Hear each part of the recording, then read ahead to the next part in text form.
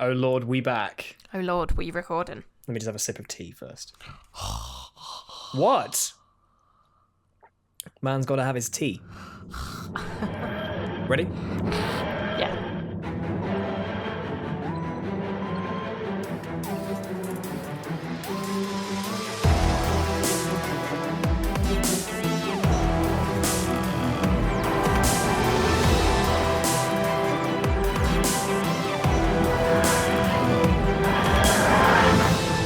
Hello and welcome back to Escaping Kasterborous, the podcast where we rewatch, reminisce and review everything Doctor Who from 2005 to present. My name is Rich and I'm joined by my ever-constant companion through life, through love and through the line of every buffet we see. It's Amy. I was going to say that started off gross and then it got better.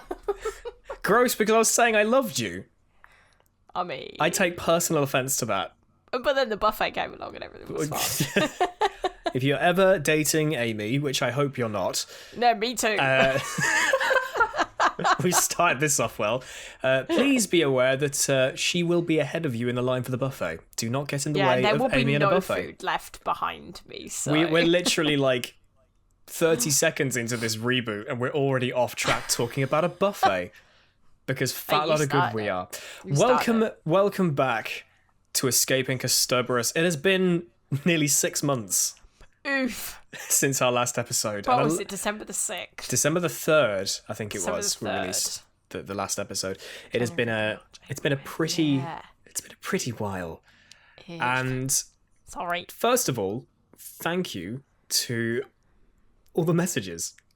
Yeah, we've had a lot, like, so many people like, is the podcast coming back soon? And I went on the YouTube comments a little while ago and it was kind of like, does anybody know I can't remember who commented it, but it was like, does anybody know what happened to this? Because they recorded this and then they just kind of dropped off and it's like, oh yeah, I'm really sorry, we are coming back, I promise, we've just got a lot going on. So I think I did actually reply to that comment and I was just like, I swear we are coming back, just like, please stick with us. Stick with us over 6 damn months. Yeah, it's been busy. We moved house. Yeah.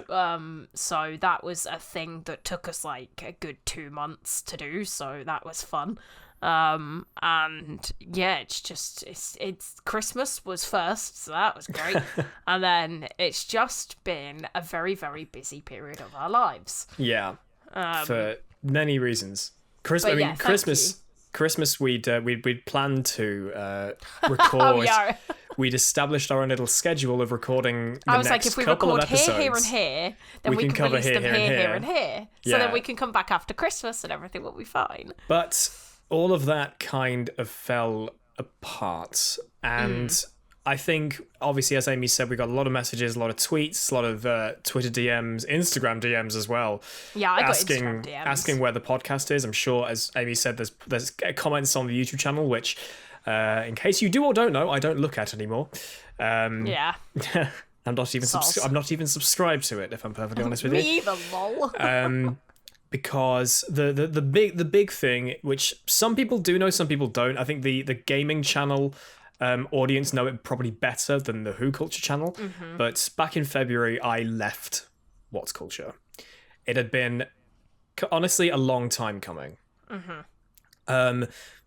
First things first, this podcast is ours now. Yeah. This is entirely ours, which is great, which is how we always wanted it to be.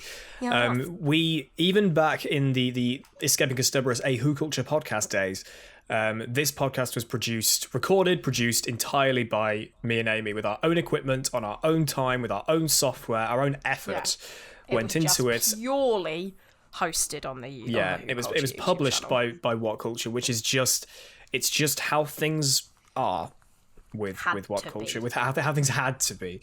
I'm not going to go into like super detail now, but to sort of plug a fellow former What Culture host, if you check out Rach's YouTube channel, Don't Rach Quit, she did a whole video about the late 2019 Twitch debacle, which I think there are people who listen to this podcast who do watch me on Twitch, twitch.tv/richeslive, by the way. Plug. Who already know all of this. As I said, I'm not going to go into masses of detail about it right now because it's not relevant. But Rach did a video all about that whole sort of outside personal project stuff and how that sits with the What Culture management, which is basically not well.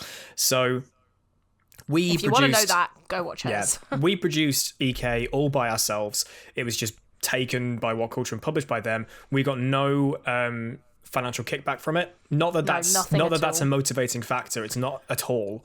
No. But it was a point that was kind of like, you know, it's the what's the word? It's completely principle. The principle. Yeah, it's the principle of it that was like there.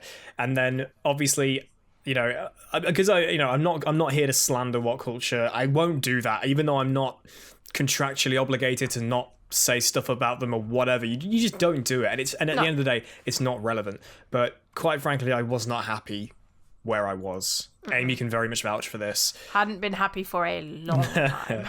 And I spent end of 2019, the whole Twitch debacle, that was a nail in a coffin for me, and that begun my I want to move on from here. I want to move forward. Something that What Culture is not going to get me. And then obviously 2020 rolled around and COVID happened. Yay! So the job market just dried up, and there was like nothing for the vast majority of 2020. So that sucked. So I was stuck doing what I was doing, and funnily enough, Who Culture launched in May of 2020, as did Escaping Kasterborous, which we'd wanted to do anyway prior to Who Culture launching, but again, we weren't really allowed to do it without just doing it completely on the DL, which would seem pointless, I guess, for doing a podcast. And then I also lost my job, lol. Yeah, that was fun, wasn't it? So that was, I mean, not that I cared, because I worked for awful people, lol. So it was actually a bonus for me. But then I went and, had to get a new job, and obviously that, sort of kicked us up the arse a little bit. It was like, oh, good. So the motivation for recording EK just kind of fell off. I'm someone who doesn't let my mental health affect my work. I seem to be quite good at bottling it up and putting it to one side when it's good not. Being a operative word, you don't really want to be when good it's not, at that. when it shouldn't be taking principle, or it wasn't allowed to take principle. The content of principle first. My mental health came second, or at least that's very much how it felt. So it got to 5 o'clock every day. I would close Slack and it would all come rushing back. Twitch was a little bit different because as much as, again, watch Rachel's video, the grand scheme of things, it was still owned by What Culture, but it didn't feel like it. EK was different.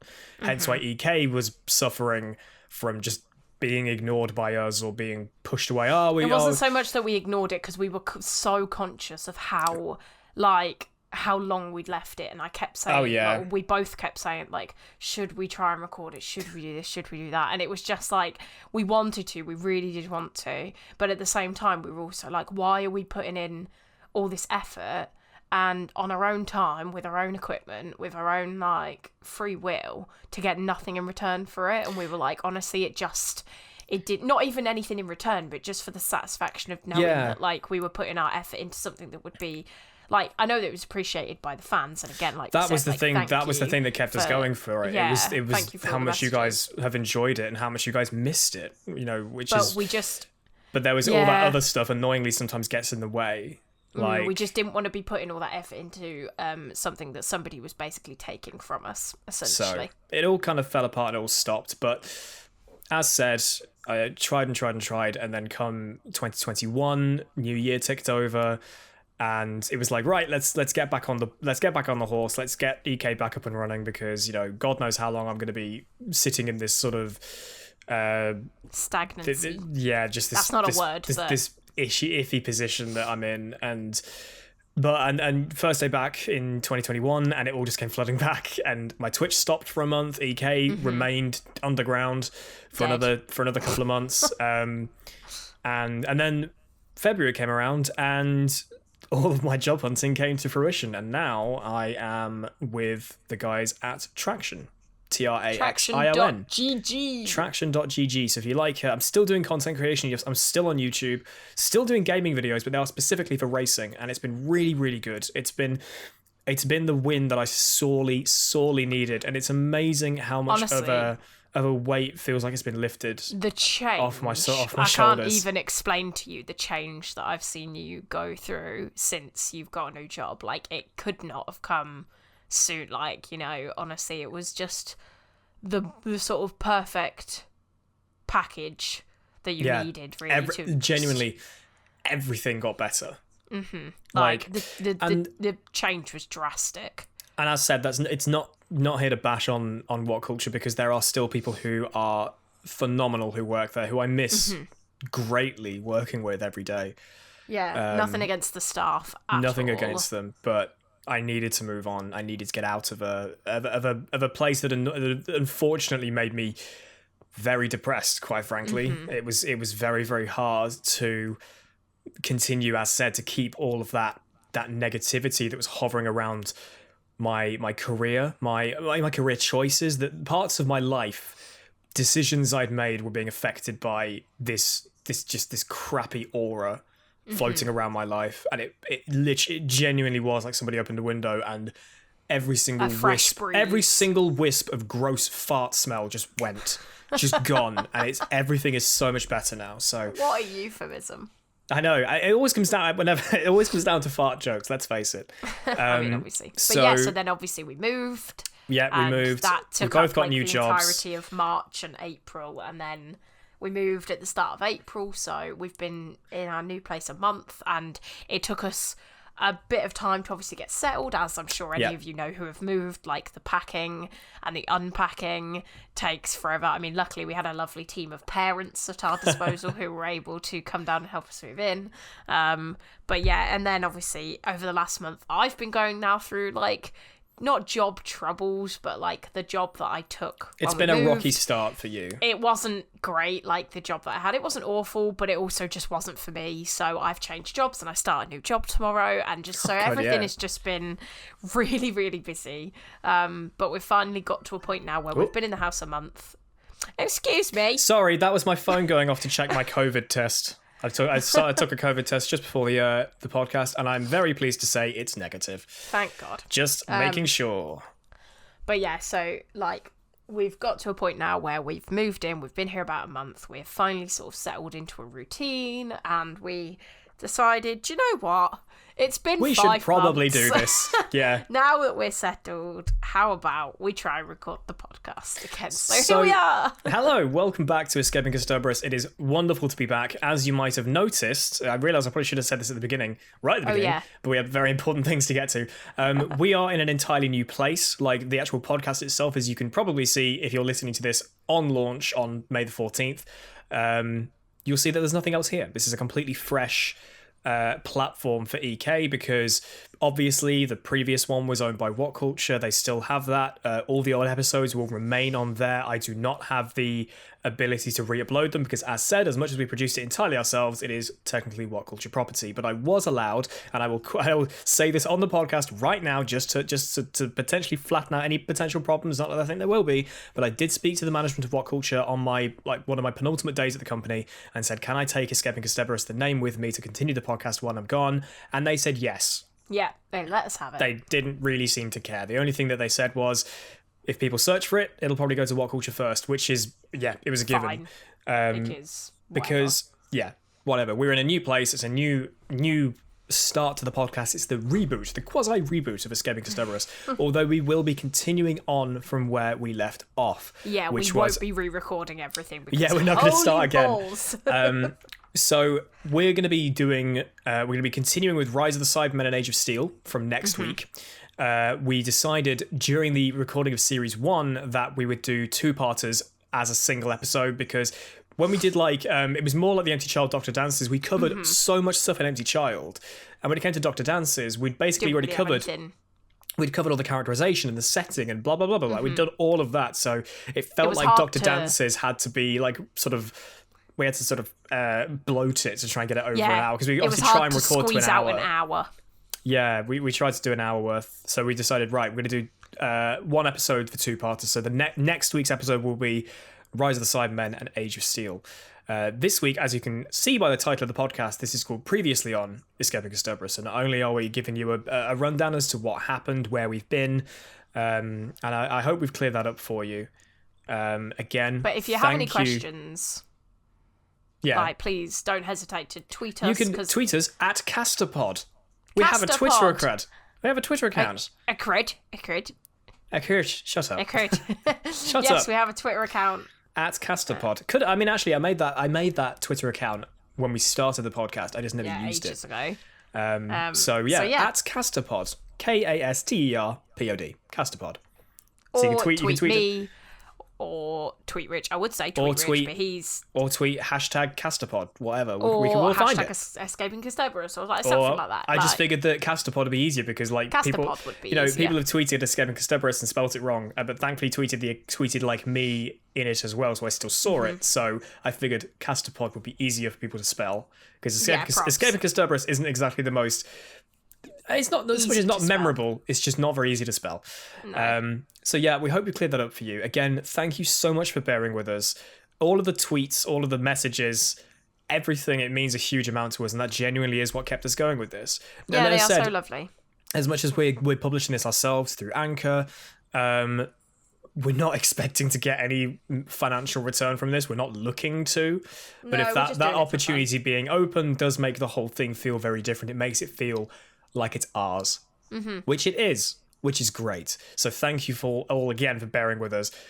Any questions about what's going on, feel free to tweet us at Kasterpod. But that should sort of catch you up in terms of the real life side of where EK has been and where we are now. So what we're going to do now, we've still got a good 40 minutes odd left of this podcast to record. What we thought we'd do, as the title suggests, previously on Escaping Kasterborous, we're going to run down every episode of the series we've watched so far and just sort of give our quick thoughts, because as much as the previous episode, the original run of EK, is still available, and as far as I'm aware, will remain available, I don't see why What Culture would bin it off. By the way, if this is your first time listening to the podcast and you're like, oh my god, we're on Rise of Cybermen and Age of Steel, I missed everything. Where can people go and listen to the previous stuff? Well, if you search for Escaping Kasterborous on whatever platform you're listening on, Anchor is owned by Spotify, so Spotify is going to be the most direct place it goes onto. I'm pretty certain Anchor publishes to basically every podcast platform. I'm very quickly just going to check. But whatever platform you're on, you can just search for Escaping Kasterborous and it should come up with the original run. The artwork is different, so it will differentiate itself from the previous run. And it is all still there. It is also on YouTube, on the Who Culture YouTube channel. That is all still there. You might have to go digging through the whole. Yeah, you'll have to go digging through the channel. There should be a playlist of the videos together. I will be saying, I mean, this might change. I don't know yet. But there's not going to be YouTube versions of this podcast because it's just going to be audio. As much as it's like just almost a single screen, I can't just do a boring old image. I have to do something interesting with it, which meant that exporting a podcast took forever. Whereas an audio podcast is like that. So it's sticking it to just audio. But if you really, really, really want it to be on YouTube as well, then tweet us at Kasterpod, and I'm sure I could sort something out. But it might just be a black screen audio file. Yeah. Apparently, Anchor will distribute to Spotify, Apple, Breaker, Castbox, Google, Overcast, Pocket Casts, and Radio Public. And Google Podcast is the one place that EK didn't end up on before, I think, which a lot of people were saying, I want to see it on Google. But yeah, Spotify, Apple, Google, they're the kind of big ones. So it's going to be hopefully in every way you'd like it. But have a search on your whatever platform of choice you use for podcasts, and you might be able to find the original run of EK, which goes all the way up to Girl in the Fireplace in Series 2. Was that the last one we did? That was the last one we did. Jesus. Yeah. So what we're going to do today, if you either have listened to all of those previous episodes and just want catching up, or you haven't and you either can't be bothered to go back and listen to all of them, or you don't want to because it's hosted by a platform that we're not associated with anymore, that's completely fine. We're going to basically go through the series so far and recap what we thought of them and little bits and pieces. Obviously, we're not going to go massively in depth like we did on those episodes. Because we could be here for like 8 hours. And half the time, I can't even remember what we said on those episodes. But we're going to give you guys a quick rundown of everything. It was all obviously very insightful. From Rose up to Girl in the Fireplace, and that'll be this week's episode. And then next week we'll be back with not School Reunion, Rise of Cybermen. Rise of Cybermen. I was looking at my list School Reunion. We did a School Reunion. I was going to say. Oh, yeah, of course we did. We did Girl in the Fireplace, so we did the School Reunion. So, duh. If that's all you wanted to hear this week, and you don't necessarily need to hear the big recap of what we've thought so far, then thanks for listening. We'll see you next week. Yeah, bye. Bye. But otherwise, Series 1, Episode 1, 26th of March 2005, Rose. I mean, what is there not like? I'm so lost as to what we actually say in terms of a series reboot after what was it, 11 years off the air. Technically 11 years. Not 11 years, 9 years. Sorry, 1996. I had 1994 in my head. The 1996 TV movie, or technically, what would it be? 16 years off the air if you count 1989. As far as a reboot premiere, almost like a pilot episode goes, Rose is incredibly solid. Yeah, it's one of the better ones out there for of series openers. Episode. Yeah, I think for like just a pilot episode in general for like TV series, because most pilot episodes are kind of like a bit rough around the edges, a bit taped together, a bit kind of like, oh, is this really how the show's going to continue? But this one just kind of hits the ground running like straight out the gate. They basically just went, yeah, we know it's kind of the pilot episode, but we're going to make it as if we're going to make the rest of this series. Russell was pulling no punches with that one. Yeah, nah, it was, I mean, as series openers go as well for Doctor Who in general, I'd say it's up there too. It's very solid. I mean, because obviously it obviously introduced Eccleston as the new Doctor, which when we get to the quick recap of series 1 in general, I mean, most of you already know my thoughts on Eccleston. He is my favourite. He is the best. Don't at me. It brought in the new lore of what happened in those wilderness years, because there was the whole Time War thing, the last of the Time Lords. That's the first time we heard of that. But we were also given that glimpse of what came before, with obviously the blue box motif, leaving us on the edge with revealing the innards of the TARDIS, which we have every time the TARDIS changes. They always leave it until it was about halfway through the episode that it happens, or 2/3 of the way through Rose. But they also brought back the Autons as like that familiarity for people who have come from the classic series. Yeah, and then like sort of a brand new for the youngsters like us. Yeah, exactly. Like we had. Also, I just want to go back ever so slightly. Speaking of Eccleston, who's your favourite, you just reminded me. Somebody on YouTube, I just need to pull this comment up, was like, does anybody find it funny how now that Eccleston's finished and they're on to David, the podcast has stopped? I was like, please, can we just not? I was like, yes, because I dislike every Doctor since Eccleston. I was like, don't chat to me. Because that's not the reason to stop. So and I had to really refrain from commenting back, just being like, yeah, it's like that's why. It's not because I dislike any other Doctor. There's no Doctor I dislike of New Who. There's actually none of Old Who. And let's be honest, if there's anybody I'm going to simp over more, it's going to be Tennant. Exactly. I simp over Eccleston. Amy simps over Tennant. We'll both be like, yeah, cool for Matt Smith, and then I'll probably start simping again for Matt Smith's okay. I don't mind Matt Smith actually. But we'll get to that point. He's good. But yeah, Rose is an incredibly solid series opener. Bit wobbly CGI, but that's what you get with 2005 TV CGI. It'll still never be as bad as Once Upon a Time Series 1. Once Upon a Time. I will always prefer back to Once Upon a Time Series 1. Not even Series 1, Series 2, just Series generally. 3, Series 4. How many series of it were there? 6? Series 5? Oh, God. All of them were trash, but that's the beauty of Once Upon a Time. End of the world. 2nd of April. We're going to the future, to the year 5.5/Apple/26. I remember that. Such a nerd. I know. I'm a walking transcript of Series 1. I hope everybody realises that when we do this podcast, I'm the one who's there, like, analysing the characters and analysing it. And Rich is like, I'm the nerd with the facts. I'm just flexing all of my facts. Yeah. And I'm literally like, oh, it was like this year or something. And Rich is like, actually, it was like 1989. And I'm just like, yeah, okay, great. You do that. You sit in the corner and you be my fact sheet. And I'm literally Richard Osman on the table to the side of Alexander Armstrong with this little piece of paper. Like, yeah, I've got my laptop open with all my pictures of Dave, my Photoshop pictures of Christopher Eccleston shirtless. Yeah, you would. Zoe Wanamaker playing the Cassandra. wonderful bitchy trampoline that is Cassandra, and we get to see something quite. Banacafalata.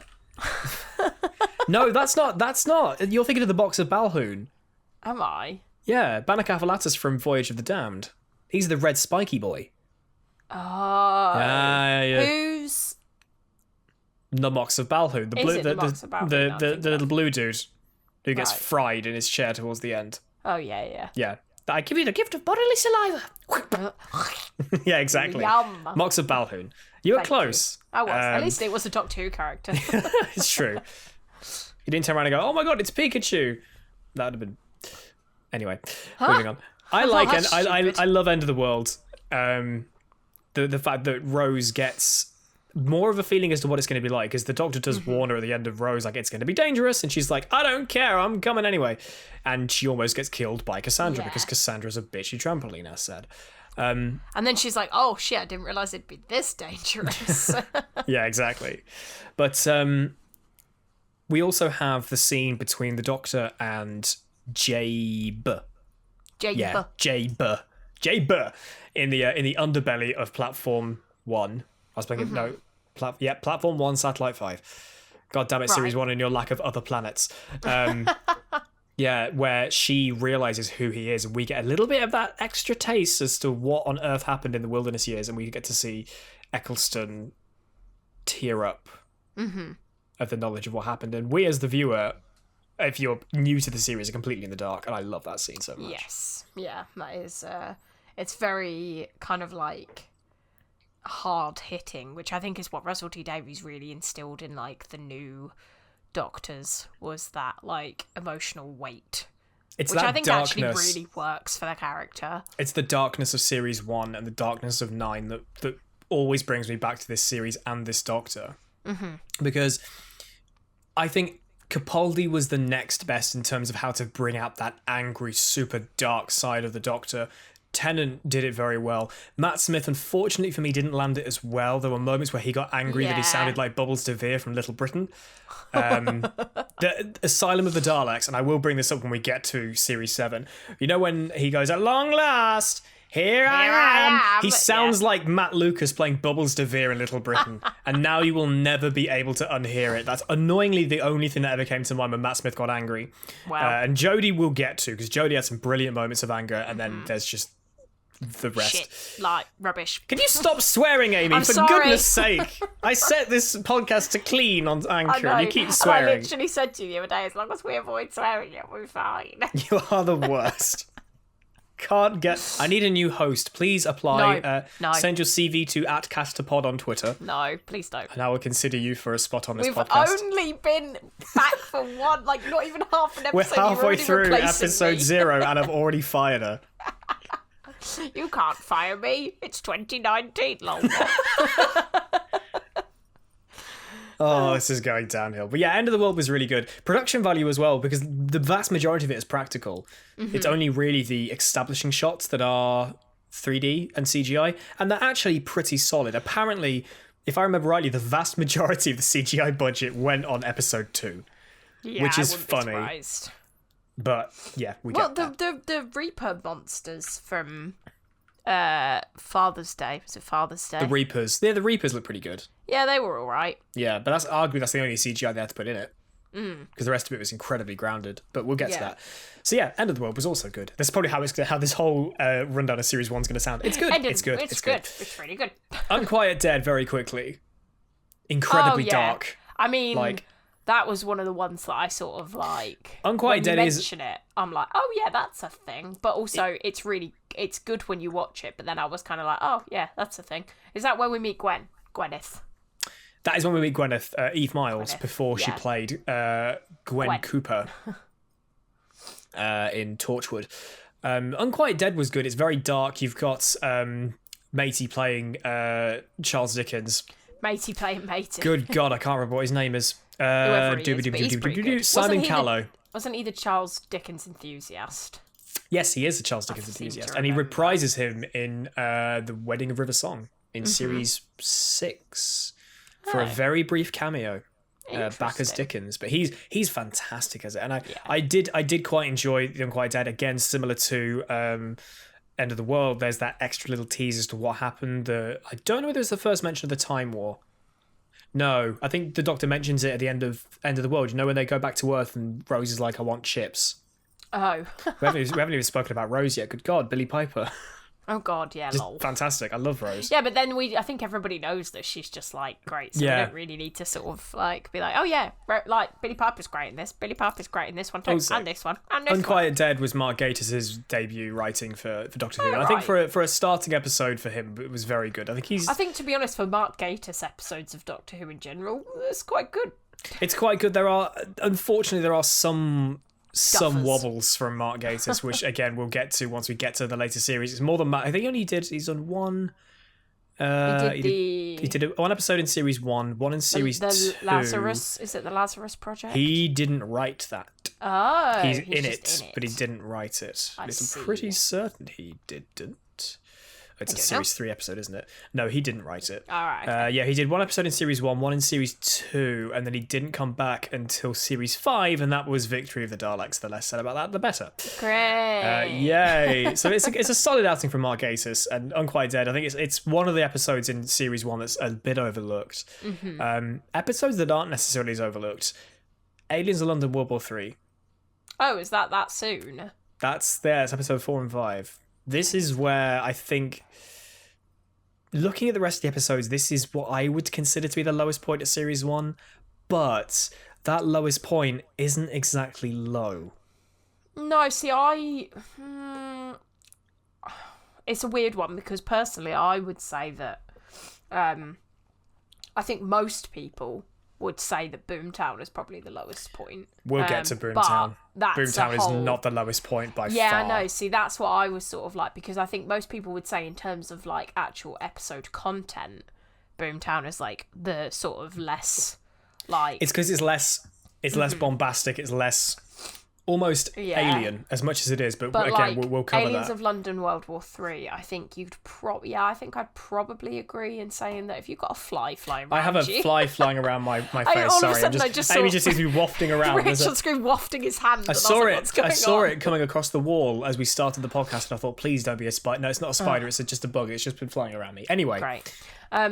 Yeah, I think I would agree and say that Aliens of London World War 3 is probably like... like you said, not a low point. It's the lowest point of the series, but it's like the worst. It's not a low point. Good bunch. There have been episodes far worse than Aliens in the Bubble 3 in far worse in modern Doctor Who. I think we said when we did this, the general plot, the idea is really it's quite scary. Infiltration. It's like a political episode as well. Yeah, not only because it takes place in Downing Street, but there's some other bits and pieces to it. And then it's political, though. The idea of nuking the Earth to sell chunks of rock for the highest profit. The Slovenia, they're quite scary, especially since they can become anyone, provided they're on the heavier side. I think the thing that lets it down is the odd humour between the Slovene family themselves, especially the guy who becomes acting prime minister and the general. Like, their dynamic on screen's a bit strange, as much as they're meant to be brothers, but it's also just all the fart jokes. And trust me, I love a good fart joke, but in Doctor Who they don't land as well. It does once or twice, but like we sort of said at the time of recording, once you've got past like the first 2 fart jokes, it gets a little bit old very quickly. Do you mind not farting while I'm saving the world is probably the only good fart joke in that episode I can think of off the top of my head. Other than that, it's kind of like... but the rest of it is solid, but it is unfortunately dragged down by that. What isn't dragged down is the best episode of Series 1, and probably, in my opinion, the best episode of Doctor Who of the modern era, Dalek. Oh, it was Dalek next. See, Dalek this is what next. I mean. I don't remember the order of these things. Rich just goes, oh, it's this, and I'm like, oh, yeah, okay. But Dalek is astonishing. It is... I'd say easily the best episode.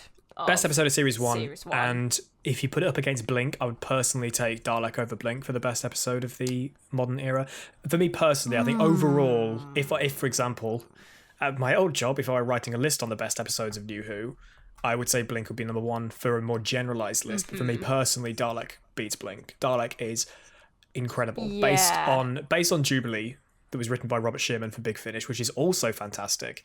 But this one is sort of trimmed down, and it's a lot darker, it's a lot heavier, and it also reintroduces the Daleks in such a strong fashion just by going, here's one Dalek drone, just one, nothing special about it, it just managed to get out of the Time War through pure coincidence, and here it is wreaking havoc on a base. Yeah, and that's all they need to do. Yeah, I think that's the beauty of it, because it shows you the devastation that can come from one. Whereas I think when you see them on such a large scale in some of like the later series, it can kind of lose that impact because there's so many of them. You're kind of a bit like, oh, great. Like, it's obviously, if you're outnumbered by like bloody chickens, you're going to be outnumbered, aren't you? Like, do you know what I mean? It's not like they seem that like ferocious then, because I mean, but once you've got just one on its own and you see the kind of way it uses the intuitive like methods to start killing people, that's when you're kind of like, oh well, this is, oh no. Yeah, Dalek is a claustrophobic, terrifying masterpiece, and I absolutely love it, and that's probably all there is to say on it, apart from the fact we get to meet Adam Mitchell, who follows us into the long game. Arsehole. Which is another sort of inverted commas low point for series 1. Again, it's not a bad episode by any stretch. It's got Simon Pegg in it. Simon Pegg improves anything and everything he touches. Long Game 5. Is the Jagrafess on Satellite 5, yes. Right, yeah, because my brain was like, which one's that? It's so one of those episodes that you kind of have to just go with what the villain is trying to do. It all takes place in a bubble. The effects of what the villain is doing, it's all in a hypothetical. You don't actually get to sort of see it, which is something that I found. I think I did mention this on the episode The Long Game we did last year, that I wish we could have seen the shots of just some random family or something around the TV, or things being shaped by misinformation, which you know, lands, so as we did the episode last year, it lands incredibly strongly. Especially in modern times. Was it the Platform 1 was on Satellite 5, wasn't it? No, Platform 1 is the station they watch the Earth burn in End of the World. Satellite 5 is the TV station. So Floor 500. Which one was it? That was brought up again at the end. Was it the long Satellite game 5. that impacted the events of the long game impacts Bad Wolf Parting of the Ways. Right, that's what I was trying to work out. Yeah. Because I remember in Bad Wolf she goes like, oh yeah, well 99 years ago or whatever it was, that's when everything went to like pot. So I think there were huge ramifications for the long game, but that's just, it's like the current, it literally was playing the long game. The threats plot. The threats of the Jagrafess didn't feel as strong because you didn't get to really see the impact it actually had. Obviously, putting the Doctor and Rose in shackles on Floor 500 made there to be a bit more of a threat, but it didn't feel as grounded as other things did. No, it didn't feel as scary. Not scary, but like it didn't feel like it was like some of the episodes, like for example Dalek and like The Empty Child and that. They're kind of more, not realistic, but like they're a bit more grounded. Yeah, exactly. They feel more kind of like applicable. And that's what Doctor Who this was kind of like, was trying to do. It's a big blob monster on the ceiling. It's a big blob monster who manipulates the news. It's like, goody. Cool. Where have we had that before? We'll just go with that. And again, Trump. You know, we get the ramifications of that episode towards the end of the series, or at the end of the series, I should say. But in that particular bubble, it's like, right, okay, sure. Great. Adam Mitchell screws up, gets left at home, scares his mum with his weird forehead flashlight. Moving on. Forehead flashlight. Ugh. Now you will never unsee the fact it looks like a flashlight. Moving swiftly on to Father's Day. Oh, that's gross. Shush.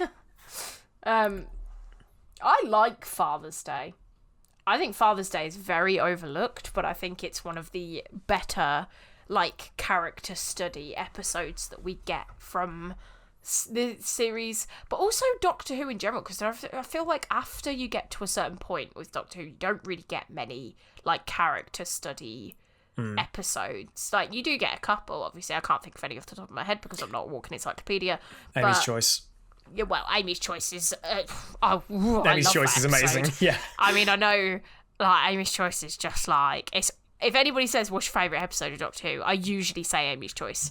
Because it's phenomenal. But anyway, so I feel like the Russell T Davies era of Doctor Who had like that kind of weighted, like you get to know the characters like in a much more poignant way than you do later down the line. Like Clara, Who cares, mate? Like, did we ever do anything? Did we ever study her? No. Who cares? Because it's like something we did actually forget to mention about Aliens of London World War III is the fact we get more time with Jackie and Mickey. The less said about Noel Clarke right now, the better. Yeah, but like, we're not going to go into we that. get to see more. We see more of the family ramifications of traveling with the Doctor, which I think we saw very brief things of in the old series, but it became way more imperative in this series. And Father's Day continued that idea of, because we'd heard all about Pete Tyler, and they managed to work in this fantastic, Paul Cornell managed to work this incredible script into this series to go back and explore the life that Pete Tyler led and the life that Rose could have had, and the ramifications of time travel. Again, it is a good place to say to people, look, if you're new to this whole time travel in fiction debacle, here's what you can and can't do. Yeah. If you've never seen the time traveling toaster episode of The Simpsons, like, this is basically it. And yeah, it leans into a very relationship heavy episode, a character study of Pete Tyler, a character study of Rose, and also a character study of the Doctor, of when he gets annoyed at Rose. He says, I picked up another stupid ape. Like, she's like, it's just one guy, what difference does it make? And obviously the Reapers rock up and destroy everything inside the wound. The less said about the fact that they don't show up at every single paradox, the better, but that's Doctor Who, that's TV for you. It'd be boring. I would say you can't keep reusing the same enemies, but cough, cough, Daleks, cough, cough, Cybermen, cough, cough, Weeping Angels. But anyway, the less said about that, the better. It's more the fact it locks off a story beat of a paradox. Like, it would stop that from working entirely, which I can completely understand. But Father's Day is, along with The Unquiet Dead to some extent, and mostly Boomtown, that get very overlooked in Series 1. No, I like it. Next up, The Empty Child and the Doctor Dances, the two-parter that gave us all nightmares as kids. No, gave you nightmares. Gave me nightmares as a kid. Did not. Well, I don't remember ever being super kind of like. I'm the same. I'm the same with Weeping Angels. I remember watching Blink and loving it, but not getting scared by them. But The Empty Child terrified me. We are obviously opposites. We are on that cut one. from different cloth in because that regard. Because I literally remember hiding behind a cushion with the. But a lot of the Angels. time, we click on our thoughts on Doctor Who.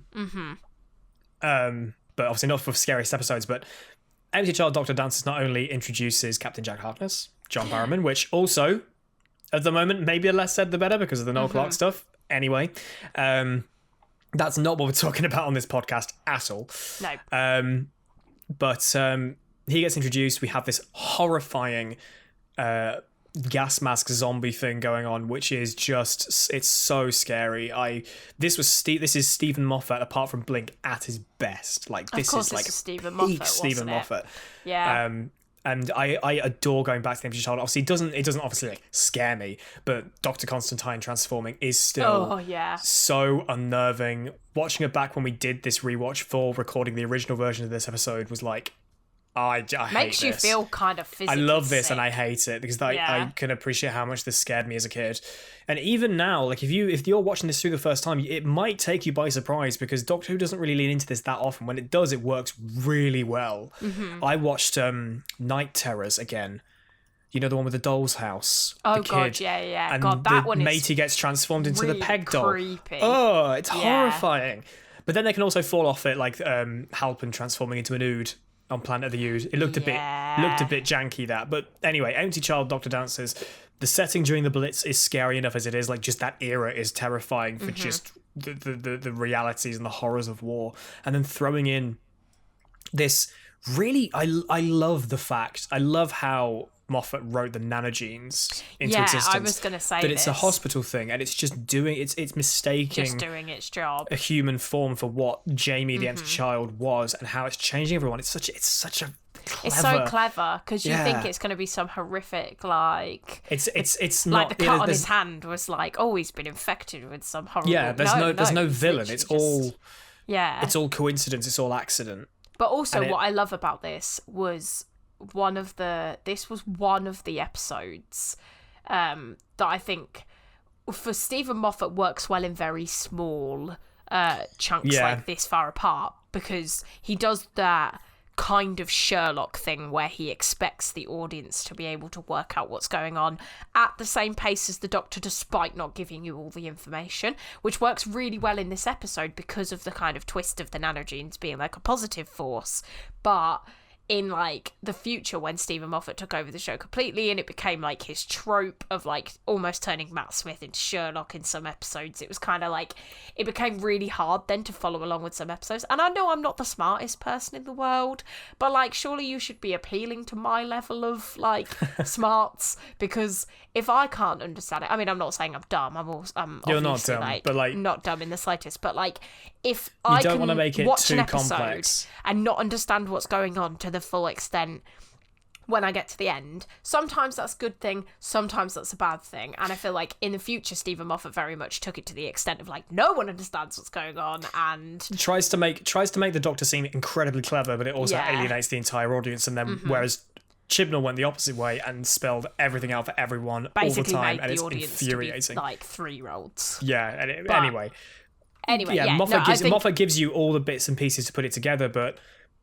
it's done so in such a way that you don't feel stupid. Like, you just don't feel as clever as the Doctor to be able to work it all out. You might be able to work it all out from a fresh pair of eyes, maybe. Yeah.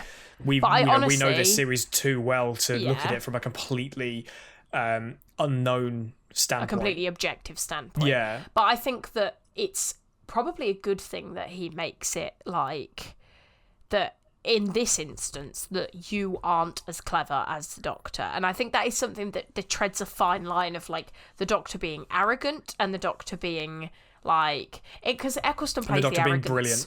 Yeah, Eccleston plays the arrogance quite well. He's like, of course I am. I'm brilliant and all that. He does it in those tiny little. You get little wisps of it in his character, whereas Moffat, as I'm sure you were going to say, lent into it way too much with Matt Smith and made him like this god amongst men, which is one of the things that always rubs me the wrong way about Matt Smith's Doctor. Yeah, and it's not Matt Smith's fault at all. I think what he played was phenomenal. Like Matt Smith as a whole, he did an excellent job.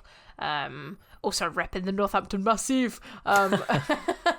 But yeah, I think Eccleston plays it like Russell T Davies' inflections here and there of like the Doctor's semi-arrogance, but also just sort of being like, I'm just a clever man. Like, there's nothing otherworldly about me. Otherworldly lol. But like, he's not patronising like Sherlock Holmes is. Like Benedict Cumberbatch as Sherlock, who's like, those tiny little minds, how do you get around in those things? You know, those kind of lines that just, thankfully he doesn't lean into that.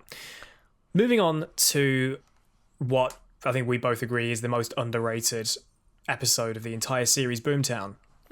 Which I think people will always go to it for being a bad episode, being the worst of the series. Or a boring episode, because you've got a recurring villain, or a villain that's come back, which is Blomfell Foch from Aliens in London World War 3.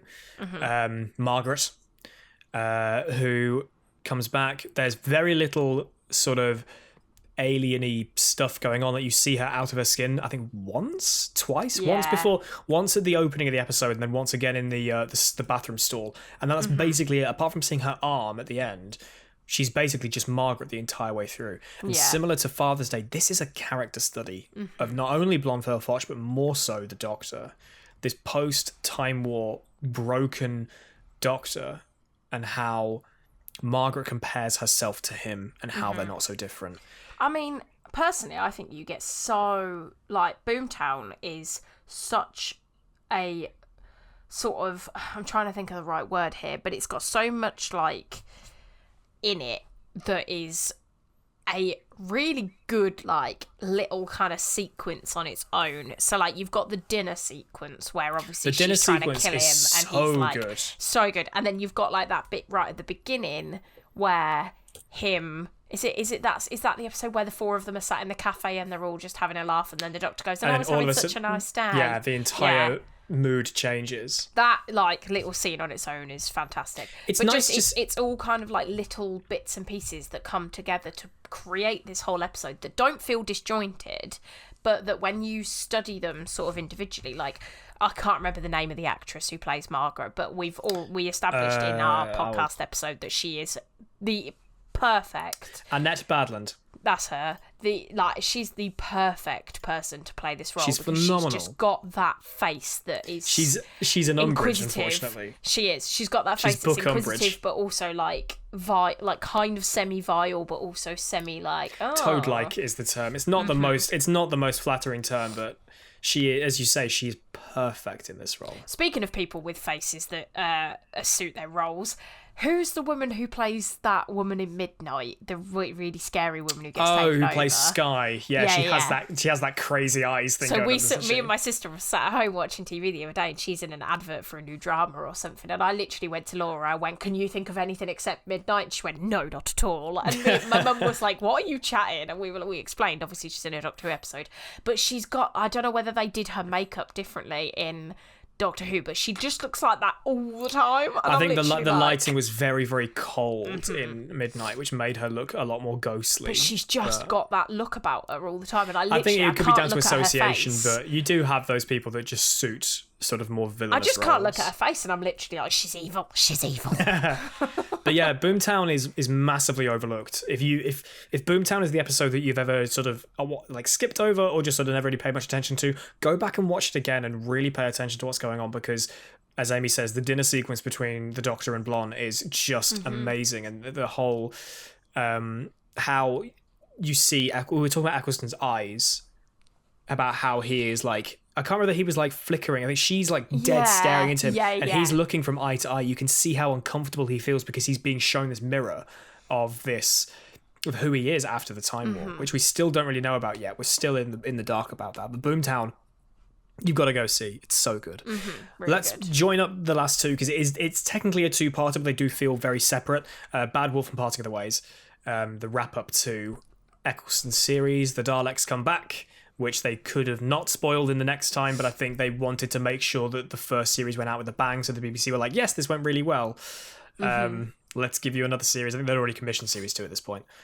But the Doctor, Rose, and Captain Jack find themselves amidst very dangerous versions of TV shows that we know, The Weakest Link, Such dated Big Brother, TV and shows. Trinity and Susanna's whatever they called it. How to Look Good Naked, I think it was. Was it Trinity and Susanna, How to Look Good Naked? I don't think it's How to Look Good Naked. It was just one of them. I've never watched Trinity and Susanna. I'm going to have to Google that, because I'm pretty sure it was How to Look Good Naked. Or was that Gokwan? What Not to Wear? Was it What Not to Wear with Gokwan, Trinity How and to Susanna? Look Good Naked then? Probably. I don't know. But yeah. Yeah, I think so. What Gokwan, How to Look Good Naked, I think was what it was called. An insight into British crap TV. But yeah, so I thought this was a really good end to the series. The stakes felt very high with them not knowing what was going on in the where they were. People were being killed out of Big Brother and stuff like that, and it's like, what on earth is happening here? Rose supposedly getting zapped, vaporized, or zapperoonie, and then the Doctor taking over the Satellite 5. It's like, I've been here before, and Linda with a Y says, yeah, the events of the long game, as you've said, triggered this, and the world is stuck in front of TV. You get zapped up to do this, and it turned out the Daleks were behind it, taking humans, turning them into Daleks, because there's one ship or a couple of ships that managed to escape the Time War, the Emperor going crazy, and blah blah blah blah blah. Right. So that is the only thing that I feel is never quite fully explained in that episode. And I know that not everything has to be fully explained, but I never made the association that the people who were zapped by this transmat beam were the ones being taken to be turned into Daleks. Like, I never made that association when I was younger. And so I feel like I just kind of assumed that the Daleks were the Daleks, like that they'd all just kind of not reproduced, because obviously, like, they don't do that. But like, yeah, for some reason my brain was just kind of like, oh yeah, it's just a transporter beam, it's just a transmat beam, it's just, and then I was like, oh.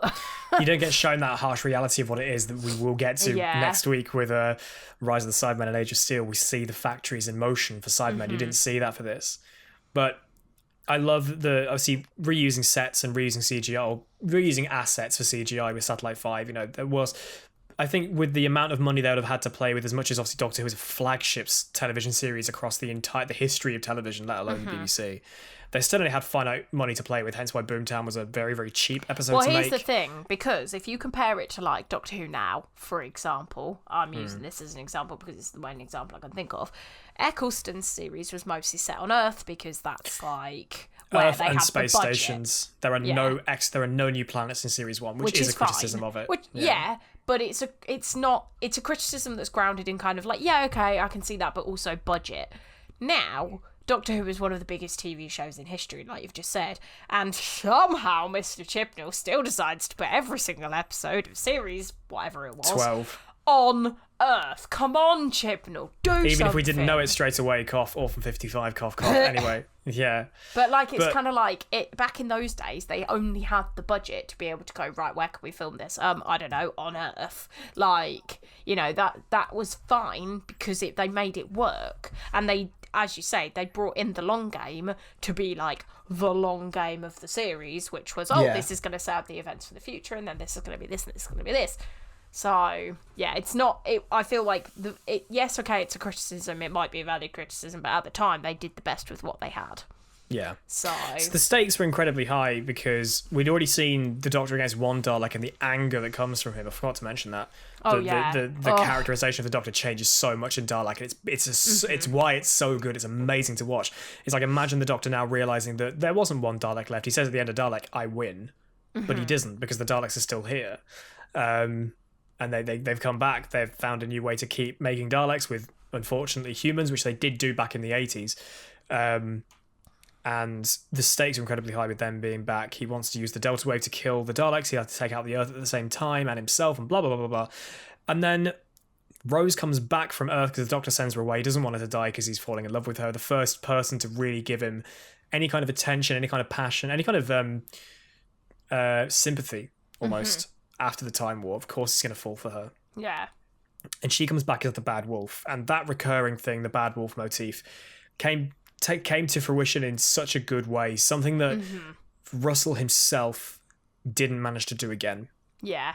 In the rest of his series. Thankfully, that trope of recurring stuff has died off, but I think Bad Wolf was the only one that really landed. Ages. Yeah, that's my main criticism of the Russell T Davies era, is the recurring, the super important companions, which did stick through the Moffat era, and then thankfully was killed off right at the end of the Moffat era, thankfully, with Bill. But yeah. No, it wasn't, because Bill was the super important first ever. That kind of. I don't want to spoil it if people haven't watched that far. But the thing about that was it wasn't teased. It wasn't played up upon. No, it wasn't like an overarching arc. That for me doesn't mean it doesn't count towards that. But anyway. Okay. The way that they finished up, the way that they brought back Rose as the Bad Wolf and all that stuff, I thought was really good. The stakes were so high. I remember watching that as a kid, and I was like, "Oh, it was Rose the whole time." Eccleston's emotion up against the Daleks, and also the fact that he has the coward or killer moment, and he says coward, and it's like he's nailed the Doctor. Like, and then obviously he unfortunately left at the end of series 1, to be replaced by David Tennant, and series 2 continues with Tennant and Rose. But looking back at series 1, I will still stand by that. I think I may be biased because it's Eccleston, but I think overall series 1 is the most solid of New Who. I would argue series 2 is on par. Series 2 had Love and Monsters, though. Yeah, but that series was 1 didn't have Love and Monsters was a competition episode for a kid from Blue Peter. So yeah, I feel like they only you can designed kind of let that go. The creature and what it does. That he didn't have any say in the story. What would you do with a monster who people into its stomach? Like you can't do much with that unless it's like a bit of a Mickey take episode. So I am okay with letting Love and Monsters slide under the ground. I'm looking forward to Love and Monsters, to watch it again. I want to try and find the positives in it, because I think similar to things like Boomtown and Father's Day, I think it's going to be more of a character study into Elton and the rest of Linda, but we'll get to that. But yeah, series 1 will forever be my favourite. Eccleston will forever be my favorite Doctor. I if always somebody get else asked... if somebody else ever becomes my favorite Doctor, they must have done an incredible job.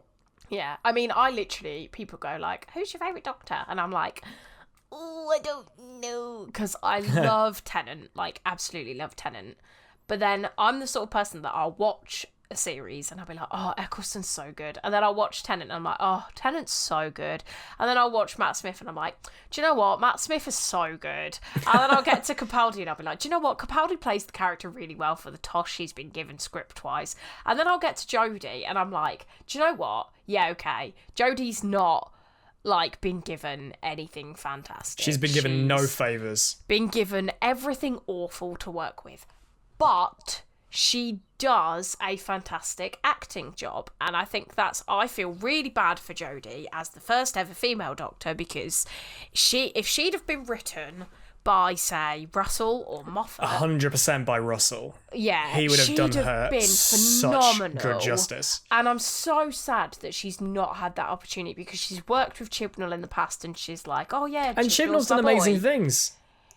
Yeah, he's done he wrote like on other shows. On other shows, I mean, he wrote 42 in series 3, the one where they're on the ship being like drifting into the sun, and they have to answer like quiz questions to get to the front of the ship. Her and the Doctor gets taken over by the sun dude, burn with me, and all that stuff. That was Chibnall. Do you not remember that one? Do you know Martha Answer and quiz questions? Yeah, Martha and the dude from the ship have to get to the front of it to reactivate the engines, and the way to get to the front. No, it's like the sentient sun that infects a dude on the ship, and he goes, burn with me, and opens his visor and burns people. Oh, that was Chibnall. And they have to open the doors, and it gives them a quiz question. They have to give them quiz questions to do it. That is a good episode, and it's like, that was Chibnall. Okay. I think was that his first episode for Doctor Who? I think it was. But when you hand him the reins, it's just similar to Moffat. Good. I mean, Moffat's standalone episodes were all absolute bangers. Moffat did so much of a better job than Chibnall. I would take Moffat back. Yeah. In Moffat's late days, I would take Moffat back over Chibnall. Yeah, Moffat's later days. Series 10, I think. Series 5 was very good. Series 10 was very good. There was a bit of a lot. I mean, Series 7 is complete dog, quite frankly. We don't talk about Series 7, but Series 1, I absolutely loved. It was such a good return to form for the show, because obviously apparently it had picked up a bit more so towards the end of the Sylvester McCoy era. There were some silly bits in the middle. I know that much. I say I know that much. I know, but you know. Series 1 did incredibly well. I miss Eccleston, but he's coming back for Big Finish, which is so good. Woo! I'm so excited. I think the first volume is out really soon. I should probably order that. All right. Yeah. Well, but I'm very excited. How many episodes into Series 2 are we? So we are only 5 episodes into Series 2, because first we have Tennant's debut in the Christmas Invasion, which, similar to revealing the inside of a new TARDIS, Tennant's Doctor was left until like the final the very act. end. We got all the time with Mickey and Rose and Jackie. I was about to say Camilla or Camille, but anyway, it's all in the Powell estate. I do think it's very funny though, like Tennant's first outing as the Doctor. I think that episode the humour is on point for a lot of it. It's really good. Honestly, there are silly things, you know, the spinning Christmas tree, which people really don't like sometimes. It's a Christmas episode. It's going to be a bit silly. Yeah, it's Doctor Who. It's Russell T Davies' Doctor Who. It was a bit camp. It was a bit funny. It was a bit family. Like, it was the best thing about it. Yeah, what you need to remember with Russell T Davies is that he egged up the campness, because that's that's just who he is. Hashtag lunch dinner egg. Lol. Oh God. Lunch, dinner, egg up the campness. That's a throwback. We can make t-shirts now, Amy. Let's not. Nobody wants a t-shirt. Tweet us with at lunch, Kasterpod if you'd like a lunch, dinner, egg t-shirt. No, not really. It's gonna happen. No. Anyway. So yeah, I didn't mind the kind of like weird camp bits, like with the Santas that were trying to kill you. It's kind of like, yeah, okay, sure. And Tennant's like, one of his first lines is just quoting the Circle of Life from The Lion King. Yeah. But like as I think what we said about this was the fact that as soon as like Russell and David had the 10th Doctor nailed for episode 1. Like, as soon as he has the whiff of tea coming from the TARDIS engines and he walks out the TARDIS on the Sycorax ship, he knows who he is. He absolutely knows who the 10th Doctor is, and that sticks through his entire tenure. Even though that 3 series in the specials. Even though that whole episode is about Tennant, like that whole last kind of section where Tennant actually comes in and like gets involved, even though that whole section is supposed to be like Tennant's Doctor figuring out who he is as the Doctor, like you said, Russell T Davies had already very much established the Doctor's character, because he's like, oh, I could be this, or I could be this, or I could be this, I don't know, but he's got that 10 air about him, which is, like you said, sticks throughout the entirety of his run. Like, he already knows exactly who he is, and it was more like an exploration for the Doctor himself and the audience to see him go through that process of like, who am I, rather than the Doctor. But also just regenerating. Yeah. Like the fact that he's out of it for 2 acts goes to show that like we as the audience, especially if you're new to the show, are being given regeneration like 100% on a plate. This is what it's like. And I don't think any Doctors have managed a regeneration episode that ended up being as good as this. No. Or like not necessarily as good. I think just the idea of regeneration have managed to put it across as well as Christmas Invasion did. It kind of becomes... Not saying there's bad debut episodes for Doctors, but like... No, yeah, it kind of becomes that regeneration is just like a easygoing process towards the end of it, where they're like, oh, poof, yeah, I'm in a new body, obviously they can't lead into it as heavily as they did with Christmas Invasion every single time. It definitely, like, Tennant's regeneration is one of the more like, oh my god, this actually takes an impact, whereas like Matt Smith's regeneration was just kind of like, oh, poof, new body, who's this, lol, I'm the Doctor, whoopee. And again with Capaldi, and it just kind of gets to the point now where it's like, oh good, they've regenerated, fantastic, new Doctor, let's go. So I think this did this really well, where it was like, oh, the Doctor's actually out of action, like, and it kind of put you in that state of like peril, where it's like, oh god, what actually happens if like the Doctor's not around? And then you get that fantastic scene where Rose is like, you're talking English, and he's like, I'm not talking English, and she's like, yes, I speak you only are. Sycoraxic. And he's like, yeah, I hear English, yeah, me too, definitely. Don't you think she looks tired? Moving on, New Earth. Cassandra's that wasn't back. that episode, was it? Was it that Don't you think she looks tired? Yeah, right at the end of Christmas Invasion. After right, where she Harry blows up the Jones gets ship. Torchwood to blow up the ship. Yeah. Oh, Torchwood, what's that? We'll find out as we progress through Series 2. New Earth, off to literally the first thing they do in Series 2 is like, you wanted a new planet? Here's a new planet. Here's They New very Earth. much So it's took still the- kind of Earth, but it's, yeah. They took the extended budget and went, oh, new planet. Woof. Cassandra's back in a hospital, weird zombies. I think it's an all right episode. It's pretty kind of squeaky clean. It's okay for the second episode of a like new series. Well, technically it's the first episode of Series 2. I mean, because Christmas Invasion is like technically it's Series 2, but it's sort of standalone. In the same way, this is like episode 0 of the reboot of this podcast. Christmas Invasion is episode 0 of Series 2. Yeah, I kind of count that how as it like works. the start of Series 2 though, because it's David rather than. But technically Paxton, the specials are, or the Christmas specials are the start of the next series. So. Okay, so for a first episode of Series 2 then, it's all right. It's okay, it does the job. More of a character study into Cassandra, which, it wasn't necessarily needed, but similar to bringing the Autons back for Rose, starting off a new Doctor rather than going completely fresh with a whole new villain. They wanted that familiarity. As much as you still got Rose, it was like, hey, let's bring back the bitchy trampoline and do another episode with Zoe Wanamaker. And Cassandra is hilarious, and especially seeing her move between Billie Piper and David Tennant. And oh my god, what an absolutely so fantastic! funny. Like honestly, I think, to be honest, because obviously there is that risk with Doctor Who where like the new actor comes in and you've always got that sort of like thing of like, will the audience members actually like this Doctor? Will they warm to them? I think giving David Tennant that like opportunity super camp, super silly scene. to play these roles out with like, oh look, I'm like I've got a woman inside me and all this kind of stuff. Ofcom complaints about that, which I find hilarious. Yeah, I know. But like giving him that kind of acting like ability to be able to be like, oh look, play this, now play this, now play this. It gave him that like chance to be seen in as much more of a, well, I say serious basically gave him actor. every opportunity to show every bit of his part of range him, yeah. in the space of 2 episodes. Which I think Because he literally goes from the whole Armor Man Yum to the whole give her back to me. And he's like, Yeah. I'm sick to death of you, Cassandra, and all that sort of stuff. And you have the funny stuff of Cassandra as Rose kissing him, and he's like, yeah. But yeah. But he yeah, gets so a I lot. think there wasn't really a better way for Russell T Davies to bring the audience around to David Tennant as the Doctor than like sort of putting him in an episode like that where he can really show off like what he can do, because that really made it, I think. And that's why that putting that episode as like the first episode of series 2, despite the fact that like you said, it's a bit squeaky clean, is a good. But we also get introduced to the face of Bo in that episode. We do. Yeah. Things like that. So there's a lot more to that episode than I think people think there is.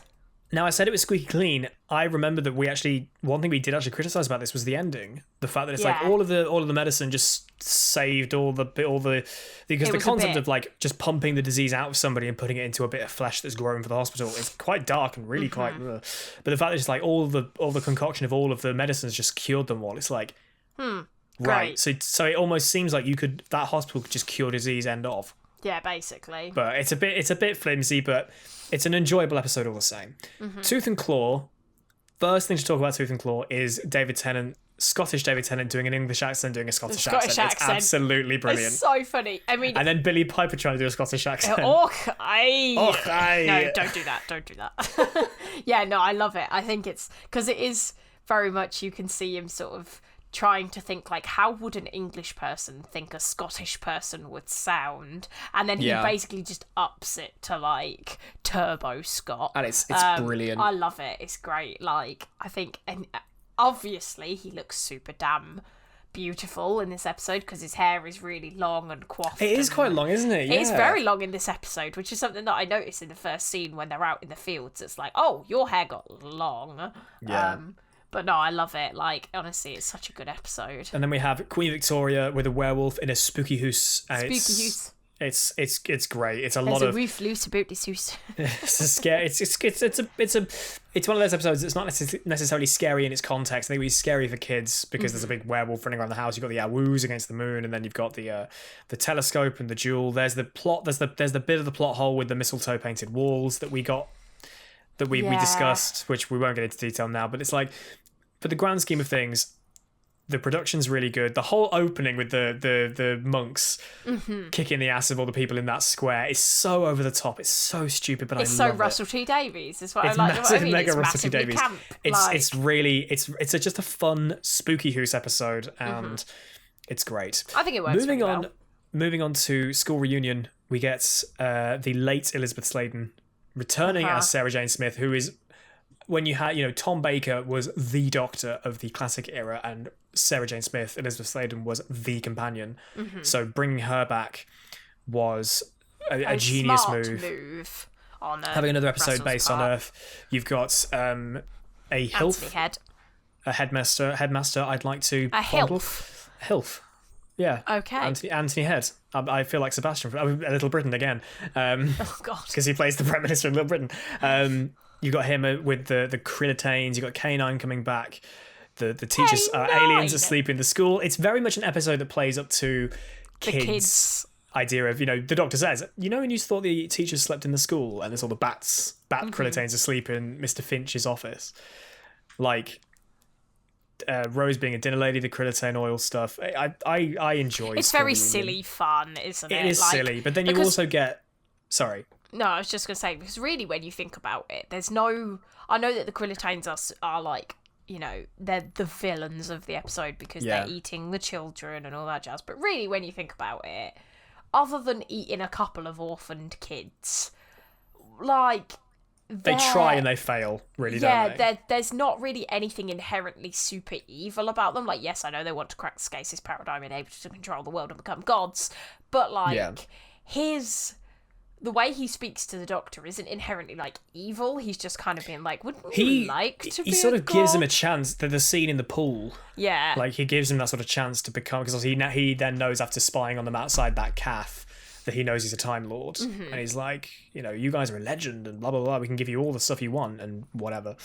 I love Anthony Head as the villain in this episode. It's good to see it only took a series to progress, a series to pass for him to get given an evil role in the show. And it's just a lot of fun. I love that. K9 blasting away. Yeah. Krillitane, Sarah Jane and Rose laughing about the Doctor, and just seeing Sarah Jane again, seeing that relationship, because you don't really see that very often. No. Even when you've got Doctors coming back to, mainly in the specials, like the 5 Doctors and newer Doctors seeing older companions and blah, blah, blah, blah, blah. It doesn't lean into that potential dynamic as well as School Reunion did, as Mickey says, the Missus and the X. Yeah. Welcome to every man's worst nightmare. Basically. And it's really nice to see them together. Obviously, K9's destroyed, the Doctor rebuilds him, and then Sarah Jane gets her own spin-off. Yeah, Sarah Jane gets her own spin-off, which, as much as I didn't watch it, from what I did watch of it, it was pretty solid. Good. Yeah. And I think Elizabeth Sladen was surprised when she found out that the episode did revolve around her. Like, she wasn't just there to be a side character, she was there to be a leading role in this episode, which is why she said yes to it. And we're all very thankful she did, because her time as Sarah Jane, both in the classic series and as her reprisal of it, was fantastic. And may she continue to sleep well. Yeah. That brings us up to The Girl in the Fireplace. Yeah, okay. Moffat's second episode of Doctor Who. Another technically third if you count The Curse of Fatal Death, but yeah. The comic relief episode with Rowan Atkinson as the Doctor, that was written by Stephen Moffat. Don't count that. But it's brilliant. That's not canon. Dalek bumps. Is it canon? No. No, exactly. It's not. So we don't count it. Girl in the Fireplace was the last episode that we did in full here on EK. Watched, yeah. It's pretty good. It's pretty good. I like Girl in the Fireplace. I think it's always been one of those episodes that I remember. I don't know if it's because I remember the creepy robot people or if I remember the cool concept of having a fireplace on a spaceship, but also I got a horse. And also there's a lot of sexual tension between Sophia Myles and David Tennant, who were indeed dating. I think we discussed this, didn't we? After that episode, they were together for a year or two. You're not naming the horse. I'll let you keep Mickey. What did he call the horse? Oh, was it Brian or something? I don't know. It's not Brian. I don't think it's Brian. Oh, what is the horse's name? Philip? Oh my god. No, it's not Philip. What did he call his horse? I can't remember. Oh my god, I have to. Was it Arthur? Oh yeah, I think it was. Sorry, that was very horse. loud for people. I've just seen yes, it's Arthur. Arthur. It's Arthur. Yeah, I've just quickly. You're not keeping the horse. I'll let you keep Mickey. Keep Mickey.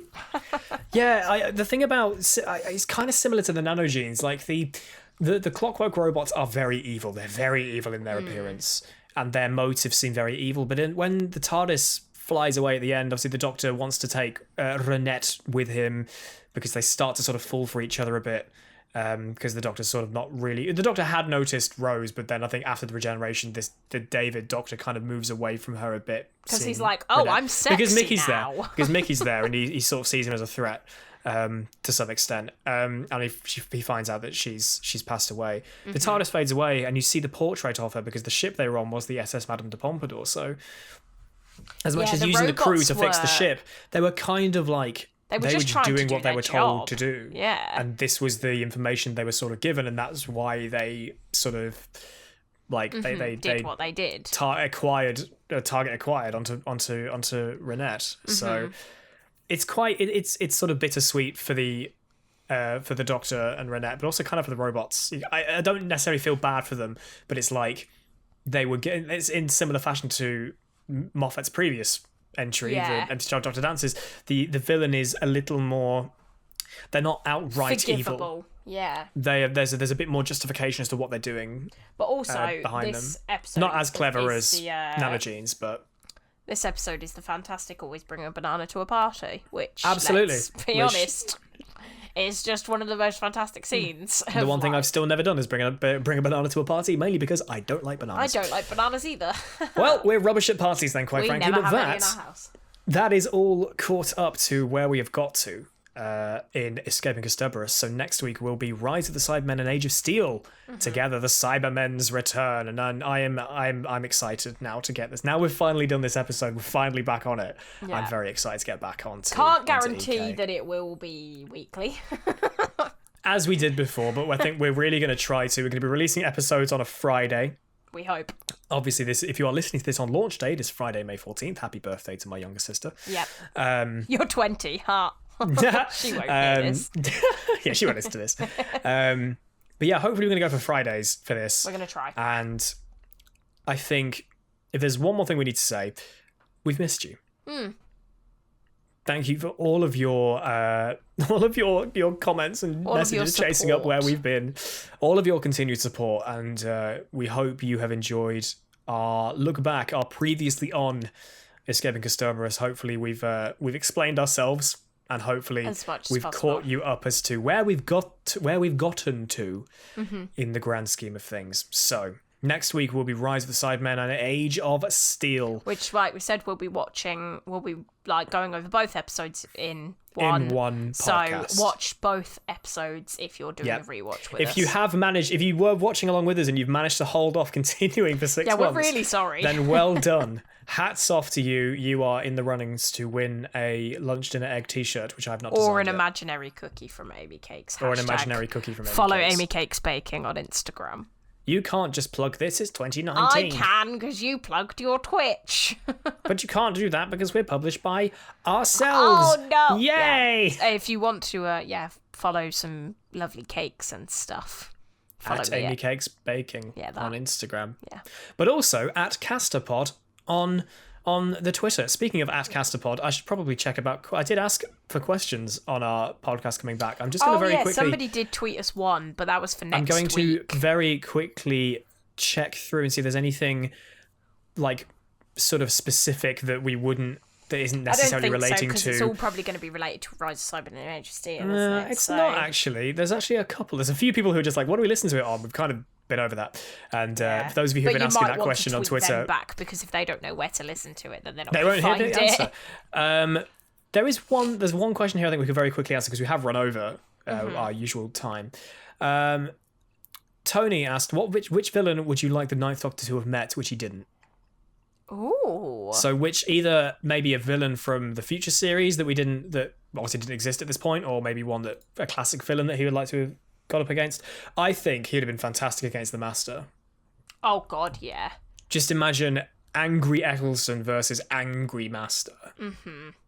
Like, it would be it wouldn't really work because, this Doctor was convinced he was the last of his kind, and even after the Daleks came back, he was still convinced of that. So I think that would have been fun. I don't know. I'm trying to think, and I'm like, who do I honestly think would I like to see the Doctor up against? The Ninth Doctor, sorry. I don't know. Maybe something... I think maybe I'd like to see him up against something that would be a little bit more out of his comfort zone, that wasn't necessarily like a puzzle to solve, but would just be a little bit more confusing, and see how he dealt with it. Kind of like the Zygons, I think, might work quite well for that. Because obviously we saw the way like Capaldi's Doctor dealt with like the Zygons, but I think Eccleston would be a little bit floundered by the fact that he couldn't just solve it like a puzzle. So maybe the Zygons. I'm not sure. I don't really think there's like... I think it's more we get to see how he'd be up against other people when he comes to Big Finish, which after just very quickly looking at Twitter, it's in 4 days. Ooh. His first maybe thing, Ravagers. Maybe the only enemy that I think I actually would like to see Eccleston up against would be the Waters of Mars enemy people. The Flood. I think that would be quite a good one to see. Just get Eccleston back for a special. Just literally do one, plonk it in the timeline before series 2, and just say we've got a special back for Eccleston because why not? I'd be so game for that. I mean, it's never going to happen. I mean, you never know. There might be... This might reopen the door to him to come back to TV. I don't know whether it will. I doubt it. Because it's not very often, if at all, that a Doctor comes back to Big Finish and then comes back to the show. No. Apart from maybe Tom Baker. But yeah, we might see. But who knows? I'm so excited for Ravagers. I'm so excited for it. I'm going to literally order it after we stop recording because I should. want, should. as much as I don't listen to CDs, I want a physical copy of Ravagers. So I'm going to do that now. But until we see you again next week, then please do follow us on Twitter at Kasterpod. Any questions regarding Rise of the Cybermen and Age of Steel, please send them our way. Or you can tweet #Kasterpod. But if you're typing #Kasterpod, you might as well tweet it at Kasterpod. In which case we'll probably see it better. Yeah, do both. Or you also tweet and/or follow me on Twitter at PickupChangeToe. And you can follow me at Ames_Elizabeth on Twitter and Instagram, respectively. And also Amy Cakes Baking on Instagram if you like cake. Yeah. It's coming back soon, much like how EK came back. Yes, my business will be back. Thank you all for listening. And thank you for bearing with us. Welcome to the new home of Escaping Kasterborous. We've missed you. It's great to be back. We'll see you next week. Goodbye. Bye.